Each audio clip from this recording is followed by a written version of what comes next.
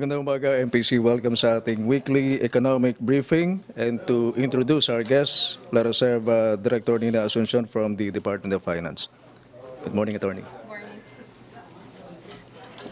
Magandang umaga sa lahat at welcome po sa ating weekly economic press briefing co-hosted by the Economic Development Cluster and the PCOO. Nararamdaman po nating lahat ang epekto at matinding traffic dito sa Metro Manila. Sa katunayan po, ayon sa Japan International Cooperation Agency or JICA, tinatayang 3.5 billion pesos ang nasasayang araw-araw dahil sa traffic and congestion dito pa lang sa Metro Manila. Ito po ang dahilan kung bakit isa sa mga prioridad ng Administrasyong Duterte ang pagpapalago ng infrastruktura. Sa ilalim ng 0 to 10 point socio-economic agenda, aabot ng 5% ng gross domestic product o GDP ang infrastructure spending sa ilalim ng Build, Build, Build program. Nalampasan na natin ang target na ito noong 2018 at inaasahang aabot sa 7% ang GDP ang infrastructure spending sa 2022. Makakatulong din dito ang kita mula sa Tax Reform for Acceleration and Inclusion o TRAIN Law dahil malaking bahagi ng nalilikom na pondo ay nakalaan para sa infrastructure spending. Papaigtingin din po natin ang fiscal responsibility sa lahat ng ating sources of financing. Katunayan, mula sa 74% noong 2004, napababa po natin ang debt to GDP ratio to 41.9% noong 2018. Ang estimate natin for 2019 ay bababa pa ito hanggang 41.4%. Ang Build, Build, Build program ang siyang magiging dahilan para mabawasan ang congestion sa urban centers, mapibilis ang daloy ng serbisyo at produkto, mapalago ang turismo, at masiguro ang mas komportableng biyahe para sa mga commuters. Higit pa, sa pag-unlad ng ekonomiya, inaasahan na makakapagbigay ang mga proyektong sa ilalim ng Build, Build, Build program ng maraming benepisyo at ginhawa na ramdam ng bawat Pilipino. Ngayong umaga, kasama ni Assistant Secretary Tony Lambino of DOF ay si Ana May Lamintillo mula sa Department of Public Works and Highways, ang chairperson ng Interagency Committee ng Build, Build, Build. Ibabahagi ni Ana May ang ilang mahahalagang update ng mga proyekto sa tinatawag nating Golden Age of Infrastructure. Good morning. Magandang hapon po. Let's start the presentation. Maraming salamat po. The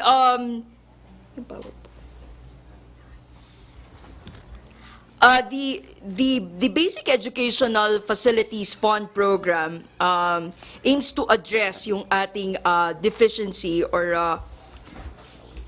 as far as the physical requirements is concerned.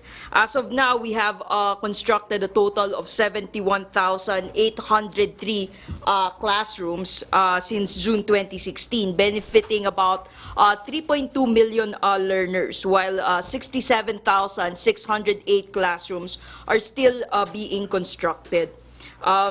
Dahil po dito sa programa nito, we expect to ease yung student-to-classroom ratio from 1:35 to 1:28 after the Duterte administration program is completed. Yung sa evacuation center development program naman po, we have currently accomplished 82 evacuation centers in 52 provinces. And 55 evacuation centers are still being constructed. This is one of the examples. This is the Pili Evacuation Center in Camarines Sur. So standardized na po ngayon yung ating design as far as evacuation centers are concerned para po hindi na dun sa gymnasiums natin ilalaga, for example, pagka merong mga calamities. Next. We also have Center for Residential Care Facility project. So a total of 1.4 billion was already allotted for 210 projects in 71 dilapidated and congested facilities in 4 new centers. So this is one of the example ng ating Regional Rehabilitation Center para sa mga kabataan in Surigao del Sur. Next. Next. This is and then the flood management program. So since June 2016 up until today, we've already accomplished 4,536 of flood mitigation structures nationwide. Next. The construction of the pumping stations at Barangays Wawang Pulo and Culoong were completed as of April 2016. The main objective of the project is to mitigate the flood damages in the province of Valenzuela. Next. We are also doing the Metro Manila Flood Management Project, which aims to rehabilitate 36 of the existing pumping stations and then construct 20 new more pumping stations. Similar po dito sa this includes yung Balut Pumping Station, Labasan and Tripa de Galion Pumping Station. And these are one of our projects that is already that we expect to complete by September 2019. This is the Flood Risk Management River Project for Cagayan, which is now at 94%. A total of 120 hectares will be protected as soon as this project is completed. The Flood Risk Management Project for Tagoloa naman po involves the construction of a 2,500 meter flood protection dike, 1,527-meter drainage improvement, and 1,162 drainage canal. And this was already completed last June 18, 2019.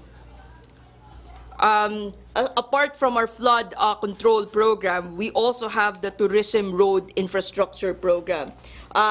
Since June 2016, we have already completed a total of 961.65 kilometers of tourism roads. Next. This is one of the examples. This one can be found in Bohol. Next. This one is in Surigao del Norte. Next. The next one is the Boracay Circumferential Road. And then we have the roads leveraging linkages for industry and trade program.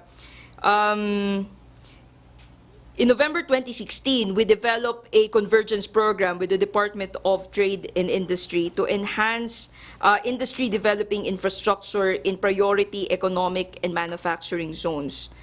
As of date, we have already completed a total of 9,610 kilometers of roads. A total of 9,000 has already been identified also. And yung natapos po natin as far as trade is concerned is about 865.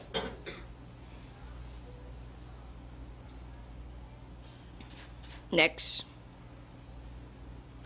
An example po of this project is ito pong Poro Point Freeport Zone. Next. Baguio Bontoc Road Junction. Next. As far as Agri-Infrastructure Support Program is concerned, we have already completed 1,096 kilometers of farm-to-market roads since June 2016. We have allocated a total of 21.39 billion pesos. Ang total po natin na target is about 2,140 kilometers of farm-to-market roads. We are also expanding our high-standard highway network. We will build and lay the ground for 1,049 kilometers of new high-standard highway network. Ito po yung ating Philippine High-Standard Highway Network Program.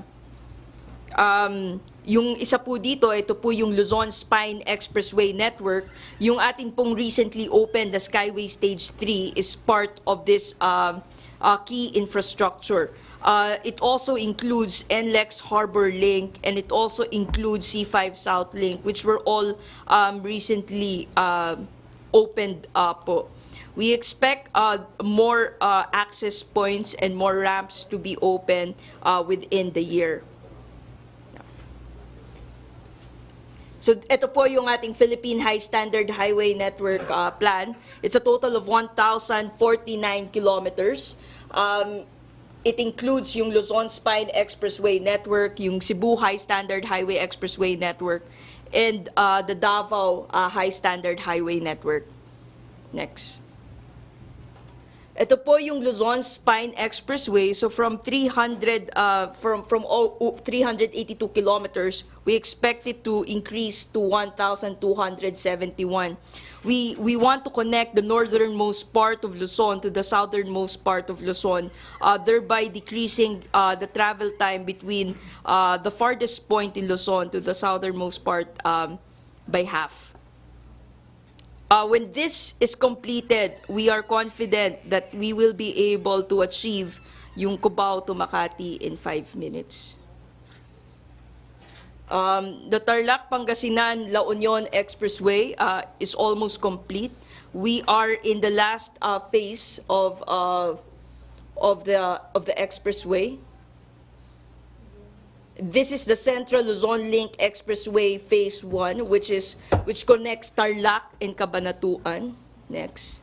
This is the Arterial Plaridel Bypass Road Project, which is a major infrastructure in Bulacan. Next. This is NLEX Harbor Link Segment 10, which ultimately na-connect na po natin yung Valenzuela to Caloocan portion, and we want to connect this to port area, and we expect it to be completed within the year. The Metro Manila Skyway Stage 3, nabuksan na po namin hanggang Plaza Dilao. There will be 8 access points for Skyway Stage 3, and the project will be implemented in 5 different segments. We expect the project to be substantially completed by the end of this year and full completion by next year. Next. This is the C5 Southlink Expressway. We have already completed phase 1 of the project. Next. This is Cavite-Laguna Expressway project. It's a major project connecting Cavitex in Kawit, Cavite all the way to Laguna. Next. And the development in the Philippines is not just happening in Luzon, not just happening in Visayas, but it's happening nationwide and also in Mindanao. Through the Mindanao Road Development Network Program, we expect a total of 2,847 kilometers of road network completed po. Next. In totality, we have already completed 9,845.46 kilometers of roads. 1,121 kilometers are for preventive maintenance. 1,361 are for rehabilitation, reconstruction, and upgrading. 2,092 kilometers are for road widening. 418 kilometers for bypasses and diversion roads. 589.40 kilometers for missing links. 1,807 for road upgrading. 220 kilometers to roads leading to airports and seaports. 961 kilometers to roads to declared tourism destination. 175 kilometers to economic zones. And 1,096 kilometers to other local roads. Next. This is one of our examples of our major roads that was already completed. This is the Laguna Lake Highway. It's the first toll-free expressway with bicycle lanes. Segregated po siya. We are not only doing pedestrian infrastructure in Manila, we are also doing it in major infrastructure nationwide. In fact, yung Pasig Marikina Flood Control Project natin will also have bicycle lanes. We have the Bacolod Economic Highway, which is in Visayas. We've already completed Cagayan de Oro Coastal Road. And kung mapapansin nyo po, the new road in Boracay also have pedestrian infrastructure.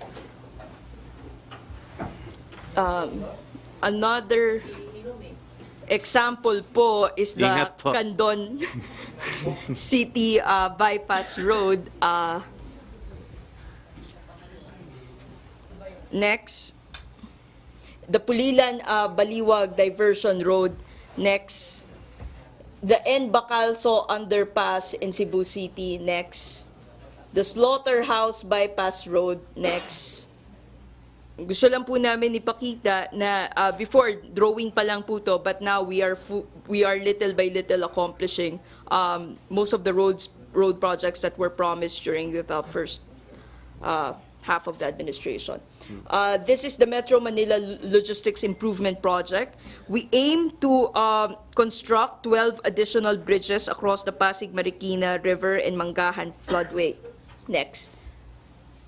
Ito po, ongoing na po yung Binondo Intramuros Bridge in Manila. Next.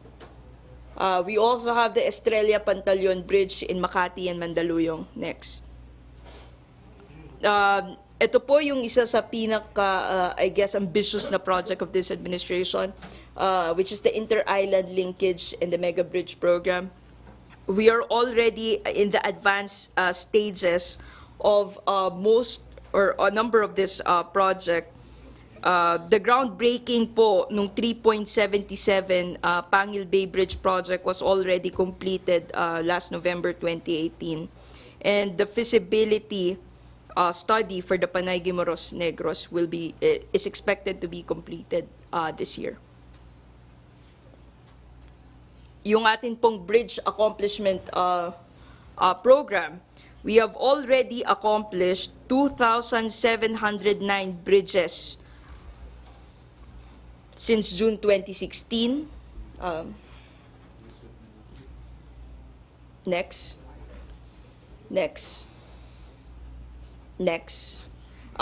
One of the examples is yung Anduyan Bridge in Tubao, La Union.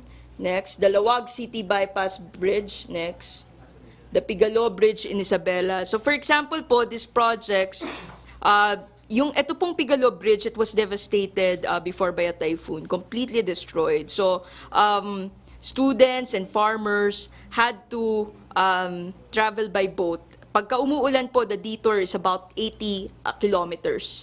So sabi nga po namin, the construction of these infrastructure projects is also connected to agriculture, to the economic team. Talagang hand-in-hand siya. Because of this, mas mura na ngayon yung prices of agriculture in that particular area because the transportation cost is now less. Pag umulan po kasi doon, yung detour po ng mga magsasaka is about 80 kilometers when in fact the bridge is less than 1 kilometer. So ano yung travel time difference? So for example, kung dati po isang buong araw sila bago madala yung agricultural products nila, ngayon po 15 minutes na lang po to go to the main area and to Manila. Next.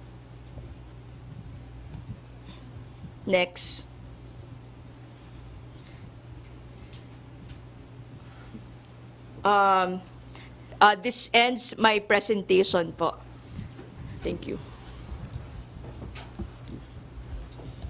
We also have Finance Assistant Secretary Tori Gambino, sir.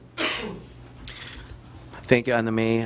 Salamat po. At ang gusto rin po natin ipahiwatig ay yung ating pagfa-finance dito sa ating Build program ay talagang executed po ito lahat with financial responsibility. Ibig sabihin ay hinahanap po talaga natin ang mga pinakasulit na sources of financing for all of these projects. So while bulk of it, of course, is covered by our GAA, yung ating budget. At alam naman po natin from previous presentations that the overall budget for the Build program is around 8 trillion pesos over the period of the Duterte administration. May mix po yan na 66% GAA, 18% public-private partnership, at saka 15% from overseas development assistance. At yung hinahanap po talaga natin ay yung mga pinakasulit na financing options. Kasama po yung government executed, kasama po yung pagpapartner sa mga private actors, at kasama po yung mga utang natin. At ang ating debt to GDP ratio, nabanggit po kanina ni Director Nina, ay yung laki po ng ating utang kumpara sa laki ng ating ekonomiya. no? Pababa po yung ating ratio na yan. Ibig sabihin ay talagang responsable ang ating pamamahala ng financing ng ating infrastructure program. So from higher than 70% in 2004, yung ating debt to GDP ay bumaba na po sa 41.9 as of 2018 at gusto pa po natin na ipaalam na yung estimate natin for 2019 is 41.4%. So even lower than last year. So a lot of people will say the nominal number is getting bigger. Tama po yun kasi lumalaki rin po yung economy at the same time. So in the same way that a household can borrow more to finance higher quality education for their children or better healthcare or improvements in their house, ganun din po yung Pilipinas.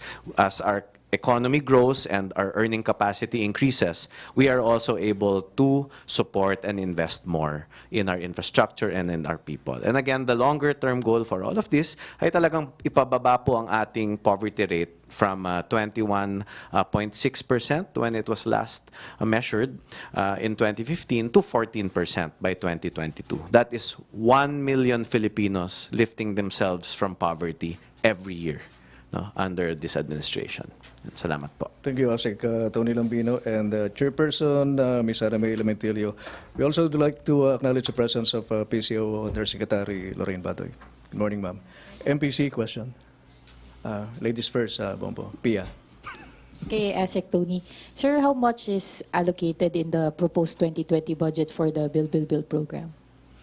Ang announcement po ng DBM ay i-release po nila ang National Expenditure Program for submission to Congress within the deadline stated in the Constitution. I believe the deadline is August 21.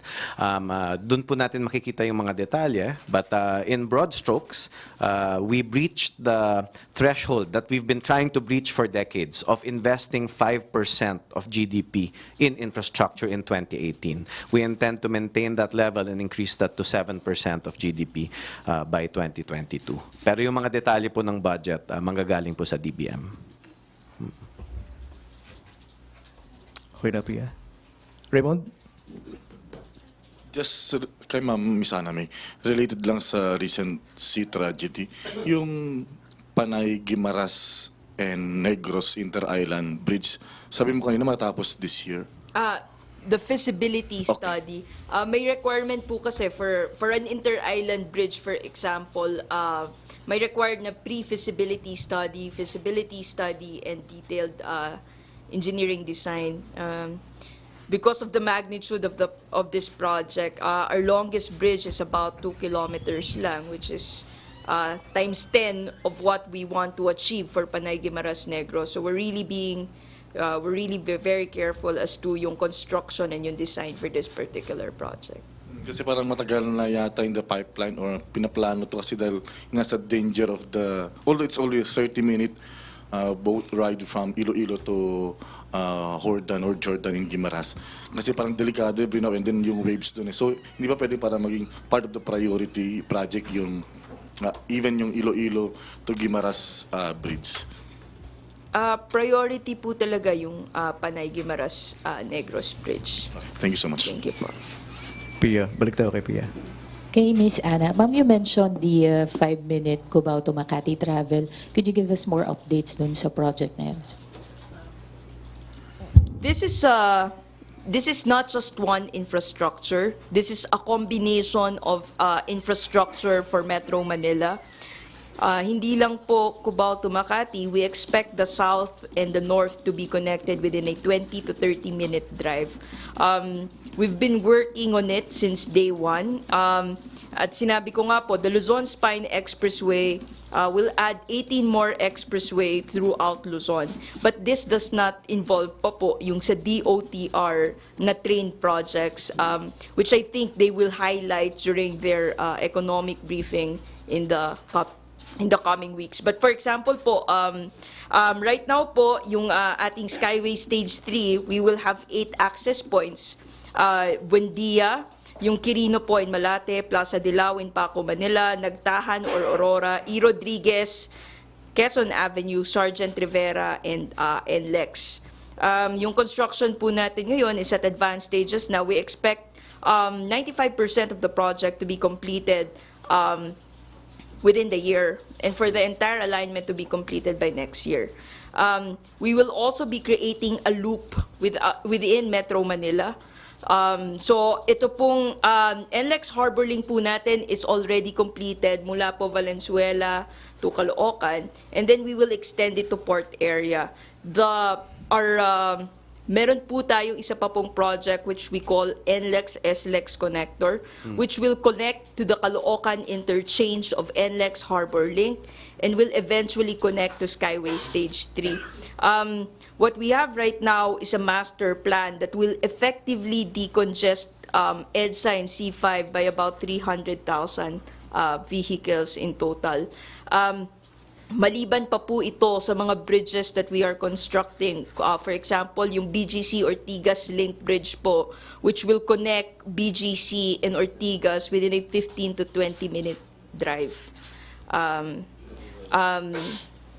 Again, combining all these factors, we are confident that this is achievable. Achievable in how long po? Kasi the President earlier promised in June to achieve yung 5-minute travel in 6 months. So would that be possible? Categorically, I will say yes, this is possible. I think yung mas malaking announcement and to the specific, let us wait for our cabinet secretaries to make kung ano yung magiging traffic management plan. Thank you. Thank you, Pia. MPC? Rose Goss. Mike, please. Kay Ma'am Lamentilio po. Last year po, President Duterte warned Secretary Villar of delayed and failed projects. But yesterday, President Duterte said Secretary Villar is mahusay.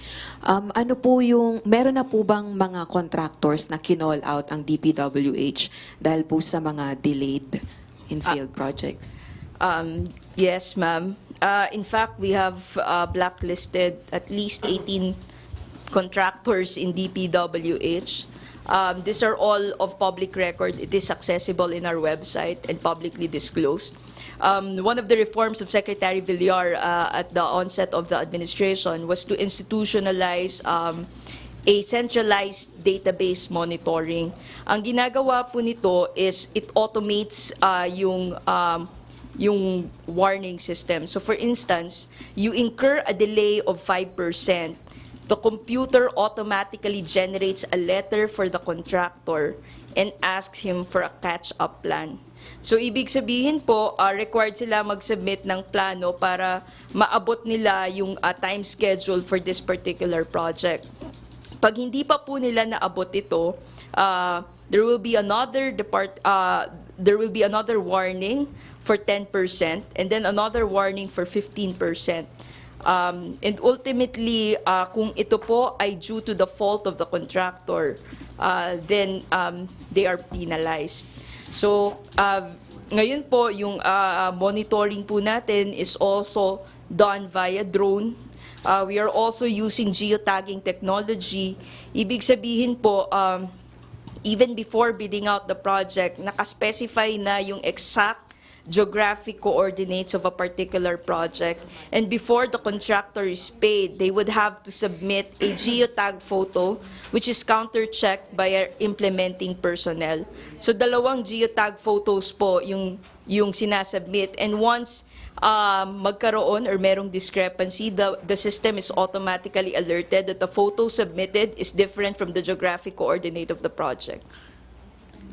This was a mode to completely eliminate ghost projects by 100%. Aside po from blacklisting and penalizing, meron po bang sinampahan ng reklamo ang DPWH sa mga nasabing contractors? Again po, marami na pong nabigyan ng warning. Penalty na po yung blacklisting. They are not allowed to do a project for a period of 1 year. Yung iba po mas mahaba depending on the violation. Marami pa pong reforms na ginawa si Secretary Villar as far as right-of-way, for example, is concerned, because one of the major causes of delay for right-of-way is yung right-of-way acquisition. So for instance, ngayon po, delegated na yung right of way doon sa ating implementing offices because dati walang legal divisions yung regional offices ng DPWH. And during this administration, we institutionalized legal divisions in our regional offices to efficiently facilitate right of way processes. So kung dati po walang legal division sa regional office, ngayon we have legal divisions in all 16 regional offices ng DPWH. We have also done yung mga focus groups to specifically handle big ticket projects. So for example, we have a group specific for Skyway Stage 3.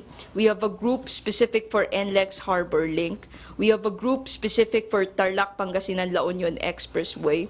We have delegated right of way to UPMO director for UPMO projects. We have delegated right of way functions to the PPP director, for instance. Dagdag ko lang po sana dun sa valuation na nabanggit ni Anna May. We have bill, package 3 of the Comprehensive Tax Reform Program on valuation reform. What does this mean? This means we will harmonize our valuation system. Kasi po, yung sa right-of-way, maraming mga delays dyan sa infrastructure projects, hindi po napapaginabangan ng taong bayan ng minsan 2 dekada. Dahil naiipit po sa korte yung right-of-way challenges and acquisition process. Kaya po, yung valuation reform natin, gagawing based on international standards, yung merong tayong Philippine valuation system na dapat i-adapt ng lahat ng LGUs, and in coordination with the national government through the DOF, ay yun po yung i-adapt na valuation. At yan po ay makakatulong sa right-of-way issues dahil imbis na 20 yung sources ng valuation na iba-ibang ahensya ang gumagawa at iba-iba po yung pinaglalaban na presyo para sa, let's say, property that is needed for a project. Iisa na lang po ang valuation standard natin. At dahil po doon, mapapabilis yung mga right-of-way acquisitions natin, ma-avoid po natin yung matatagal na nabibinbin yung mga right-of-way cases sa ating mga korte. So again, that's package 3 of the Comprehensive Tax Reform Program. Nabanggit po yan ni Pangulong Duterte sa SONA as one of the things that he's calling on Congress to pass. Hopefully within this year, no, before the end of the calendar year. Rose, may follow up ka pa, no? Last na lang po. Ano pong mga major infrastructure projects yung delayed na po sa target completion? Right now po, all major infrastructure is on track. Nakatutok po talaga si Secretary Villar. In fact, we do weekly monitoring and meetings with key groups for our big ticket infrastructure projects. So we expect all these projects to come fruition within their specified timeline. Thank you, Rose. Joseph, and to be followed by Anna. Can you mention some of the projects or all of the projects that will contribute to reducing volume of vehicles in EDSA? I will mention substantial, mahirap po yata yung lahat. But for example, we will be completing a portion na umpisa na nga po natin yung C5 South Link, which is already completed, yung kanyang phase 1. Yung second phase po natin of Skyway Stage 3, we've already opened Buendia, Quirino hanggang Plaza de Lao po. We expect a number of openings within the year. Let us wait for Secretary Villar to make the formal announcement as to the specified dates. Yung NLEX Harbor Link po, we will also be completing it within the year. We expect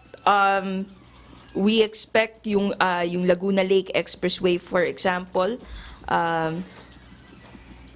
completed na rin po siya. We have Mindanao Avenue Extension, we have Quezon Avenue, natapos na rin po natin yung Quezon Avenue widening. Ginagawa po natin ngayon yung BGC Ortigas Centerlink Bridge, we have Pantaleon Estrella Bridge, we have Loton Avenue Road. Sure, sir. Mindanao Avenue Extension Project. We have Quezon Avenue Project. We have Pantaleon Estrella Bridge Project. We have Binondo Intramuros Bridge Project. We have BGC Ortigas Center Link Bridge Project. We have BGC Ortigas Center Link Bridge Project. We have NLEX Harbor Link Project. We have NLEX Harbor Spur Link Project. We have Caloocan Interchange. We have Skyway Stage 3. We have Cavite Laguna Expressway. Yun po yung ating mga major expressway na we feel will effectively decongest Metro Manila. Yung Skyway Stage 3 pa lang po, it is expected to take out about 100,000 vehicles in EDSA and C5. We expect 70% of the trucks to go to NLEX Harbor Link once the infrastructure is completed. C5 South Link will take about 30 to 50,000 vehicles daily. Meron po tayong NLEX Harbor Link, NLEX Harbor Spur Link, NLEX SLEX Connector, and meron pa po tayo yung mga minor projects which we think will also have a big impact as far as traffic decongestion is concerned. So, Okay, yes, sir. So I'll focus on the Skyway Stage 3. This is ongoing, no? Yes, sir. And it's going to be completed when? It will be 95% completed within the year, Okay. and full completion with all the access points by next year. 2020. The North NLEX Harbor Link, you said, Yes, sir. for the trucks, no? 70% at least will go there now. Yes. Status of the project? The first phase of NLEX Harbor Link connecting Caloocan to Valenzuela has been fully accessible to the public. We will be able to complete the next phase by this year. C5 South Link, you said it's going to take up 30 to 50,000 vehicles. We already opened it during the... This is open already. Yes, sir. Okay. We are constructing now. We are going to start with the phase 2 of the project. Phase 2 that runs from what? Yes. What point to? Again, sir, we will have a formal groundbreaking. I do not want to preempt the formal announcement of this project. Siguro po, hintayin natin si Secretary Villar to make a formal announcement of all the major openings for the rest of the year. Because I promise you, marami po tayong magiging openings. Okay. You mentioned that the projects will lessen or decrease the volume of vehicles on EDSA by 300,000. Yes, sir. Okay, but MMDA said that the daily volume is 400,000. You're going to take out 75%. The idea is to decongest it effectively. Ibig sabihin po, pine-preempt na namin yung changes in terms of traffic in the next few years. The goal of the Luzon Spine Expressway is to really plan for the future. Ibig po sabihin, we are not just effectively decongesting traffic today. We want to effectively create a transportation network in Metro Manila that will aid us in the future. In fact, ito pong road networks namin is hand in hand, and weekly po kaming nag-uusap ng Department of Transportation, Department of Finance, Department of Management, and NEDA, pati BCDA po, para makita na in sync po sila. So the road should be seen with the railway development in Metro Manila area. So you're willing to commit that at least 75% of the vehicles on EDSA now will be out of EDSA because of all these projects? EDSA and C5 po. The total volume for the main thoroughfare po. Yung mga ating main thoroughfare, for example, EDSA, C5, Aurora, for example. Pero we would expect that this would effectively decongest ito pong area. So 300,000 out of C5 and EDSA.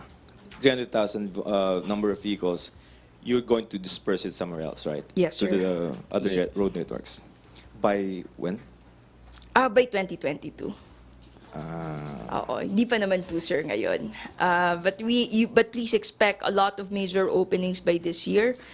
Pero po yung trabaho namin, we will fully complete, hopefully, Luzon Spine by 2022. Okay, thanks. Hannah, after Hannah, kay Ina. Sorry, ma'am. Balikan ko lang yung contractors, ma'am, ha? Ano po yung cause? Bakit po na-blacklist sila? At kung kasama po ba yung issue ng substandard na mga gamit or faking documents po na kaya po, eligible po sila to complete projects or... Various reasons, but mostly because of delay. Delay lang po. Delay. Slippages, delay. That is due to the fault of the contractor. Because kung fortuitous events siya, like say, may typhoon, etc., we have a process for that. Yung time extension po ngayon, kung dati ang nag-a-approve district engineer, ngayon undersecretary level na po yung mag-a-approve for a time extension due to a fortuitous event, for example. Just so we have enough checks and balances in the system.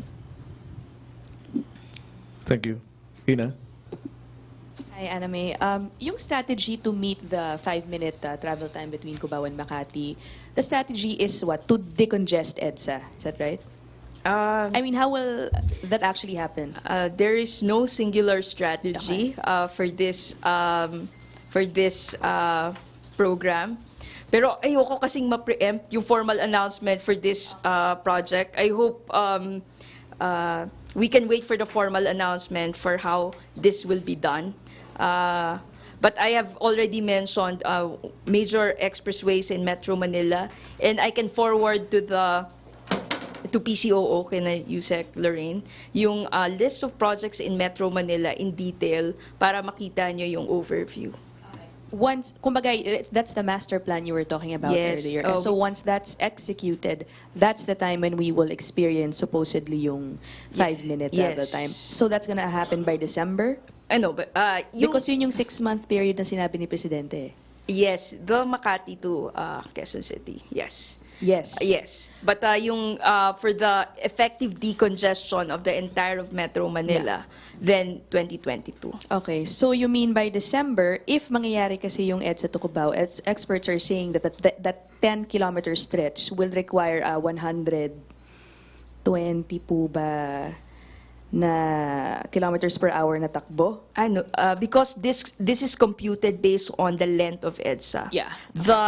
The current network that we are proposing is different from the network of EDSA. So it's not going to pass through EDSA It kung is not. mangyayari yung 5 minutes. It is not going to pass through EDSA. Okay. Okay, thank you, ma'am. Yes, thank you. Thank you, Ina. NPC? RJ? Mike, please. Ma'am, is that also the position of Secretary Villar that this can happen after 6 months or within 6 months? He also stated this in the pre-SONA. All right, so may we know your basis? If you can't say Mr. Villar's. Yung sa Skyway Stage 3 pa lang po, it will very effective na po siya because Buendia now to Quirino. If you've tried it, at partial opening pa lang po siya, which is 1 lane pa lang po. Nung tinry po namin, it's 5 minutes. All right, thank you. Within the specified speed limit. So, we expect na with the full opening of the entire alignment, ngayon po kasi 1 lane pa lang po eh. All right, thank you. Thank you, RJ. MPC, question. Arian. Ma'am, clarify ko lang, kasi you said most of these projects will be done by 2022, yung madidecongest fully 300,000. And then you said na pwede by December, possible yung 5-minute from Makati to Cubao, right? Makati to So, Cubao lang how naman po. achievable is, madali kasi sabing possible, how achievable is it na by December mangyayari yon? Siguro wait and see muna tayo. I guess please wait for the formal announcement for this particular alignment. Pero yung 5 minutes po na yon, there will be a new road network for that. And you can give us an Skyway Stage assurance that that new road network will be open by December? You have 6 months? Actually, less than 6 months. It's August na eh. Yes. Yung ano po, yung Plaza Dilaw po, it's already Paco, Manila. Yung nagtahan to Aurora, sa Manila na rin Yes po po. yan. Pero yung I'm asking is, can you give us a guarantee na we can achieve yung 5 minutes by December and that there will be a new road network for that? If you can't reveal the name yet or kung saan, ano yung Ito bagong po, road? hindi naman yung Skyway Stage 3, it's going to be one of the networks, but we are working towards this particular goal. Sorry ma'am, hindi ko kasi, can you clarify? Yung 5 minutes, sige, how do we go about it na explain, how can we achieve it by December po? Yung Skyway Stage 3 po, we are working on it. So ngayon po, yung Paco, yung for example, from Makati to Manila, we've already reduced the travel time to about 5 to 10 minutes. So konti na lang po yung difference papunta pong Quezon City. So So at present po, with those roads open, ilang minutes po yung travel time natin from Cubao to Makati? Again, I'm only talking po mula Makati hanggang Manila. Yung next po natin na bubuksan, I do not want... Makati to Manila na po. Akala ko po Quezon City. Yes, yun yung target natin by December. Yun yung target natin by December, but now we have Makati all the way to Manila open. Dumadaan sa Skyway Stage 3 ang motorista from Makati through Manila to Quezon City kasi. And then yung travel time po with that current scheme at present is how many minutes po? Ngayon po, nasa 5 to 10 minutes when we tested. From Makati to Manila and then to Quezon City? No, ano pa lang po. Again po, hindi pa po open yung lanes. Yung inopen po natin is only up until Plaza Dilaw, which is in Paco, Manila po. Apo. And then from yun nga po, until Plaza Dilaw, ilang minutes po yung current travel time? From Buendia? Apo. From Buendia is 5 to 10 minutes. 5 to 10 minutes po. Okay. And then yours, kaya natin by this, how, can you give us a percentage na lang po? Like, gaano kaya natin ma-achieve yung 5-minute travel time by December? From Makati to Quezon City? We have opened 3 out of 8 ramps of Skyway Stage 3. Ito po yung Buendia, yung Quirino, and yung Plaza Dilaw in Manila. We expect to open yung 5 other ramps or access points, which is Nagtahan, Erod, Quezon Avenue, Sergeant Rivera, and Lex. So, You expect to open those this year? full completion by next year, but the main thoroughfare will be 95% completed by this year. So,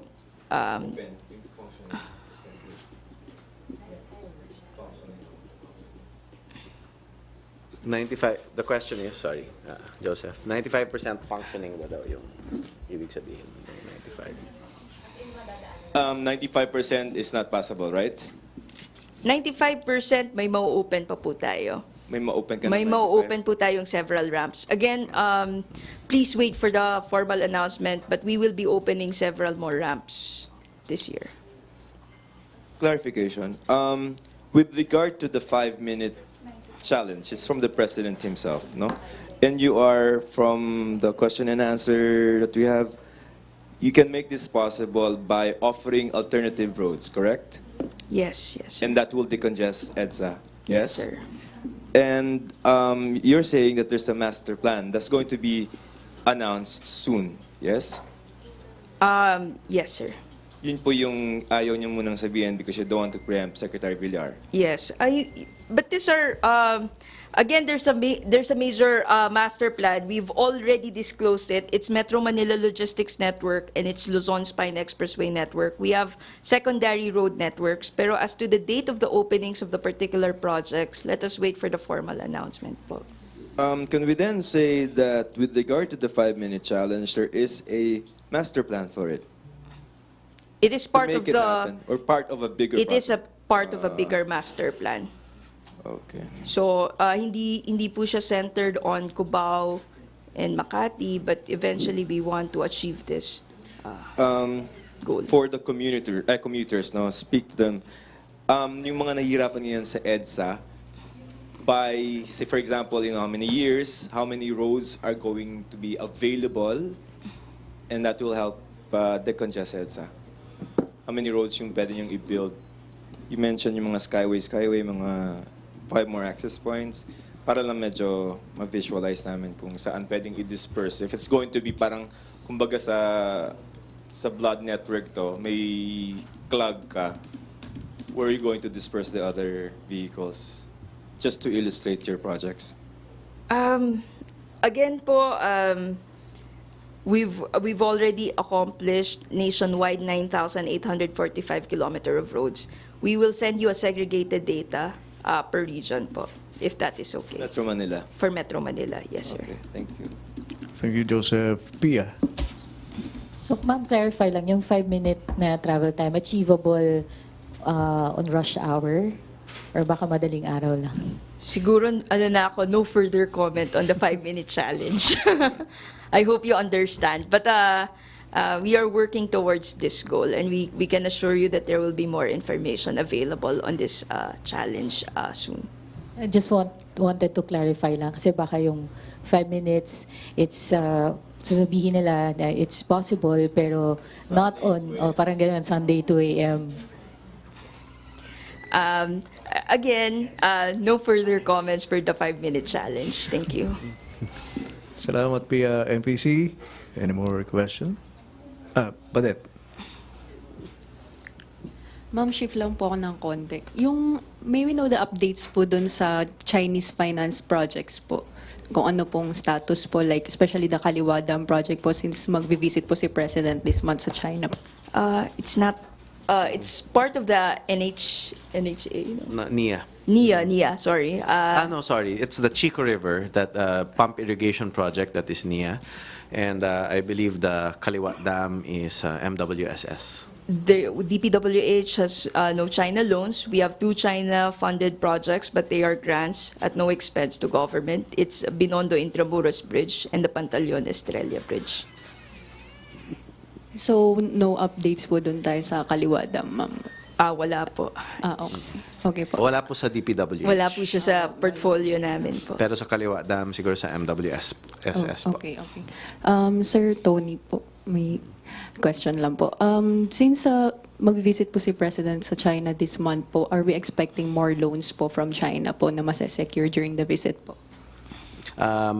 Titanong po natin sa ating International Finance Group, pero ang official announcements regarding these matters are usually provided through Malacañang during presidential visits. Thank you, sir. Thank you, Badet. MPC, more question? Okay. Maraming salamat, Chairperson of the Build Committee of the DPWH, Chairperson Ma'am Anna-May Lamentilio, and Assistant Secretary Tony Lambino. Maraming salamat, MPC. Balik tayo sa Radyo Pilipinas at PTV4.